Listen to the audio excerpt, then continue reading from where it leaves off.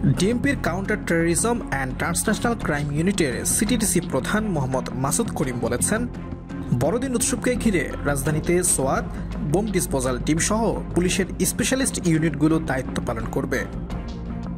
মঙ্গলবার রাজধানীর কাকরাইলে অবস্থিত সেন্ট মেরিস ক্যাথেড্রাল চার্চে বড়দিনের সার্বিক নিরাপত্তা ব্যবস্থা পরিদর্শন শেষে তিনি এই কথা বলেন।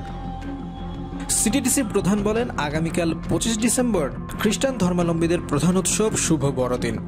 এ উপলক্ষে ঢাকা মেট্রোপলিটন পুলিশ প্রয়োজনীয় সব নিরাপত্তা ব্যবস্থা গ্রহণ করেছে। নগরীর প্রতিটি চার্চে সাদা পোশাকে ও ইউনিফর্মে পর্যাপ্ত সংখ্যক পুলিশ মোতায়েন করা হয়েছে। বর্তমানে সেনাবাহিনী পুলিশের সঙ্গে আছে উল্লেখ করে তিনি বলেন, তারাও মাঠ পর্যায়ে কাজ করছে। সবার সহযোগিতায় অত্যন্ত আনন্দঘন পরিবেশে বড়দিন উদযাপিত হবে। বড়দিন উপলক্ষে নিরাপত্তা ঝুঁকি নিয়ে সাংবাদিকদের এক প্রশ্নের জবাবে সিটিডিসি প্রধান মাসুদ করিম বলেন, এখন পর্যন্ত আমাদের কাছে এমন কোনো তথ্য নেই। আমরা অত্যন্ত সতর্ক রয়েছি।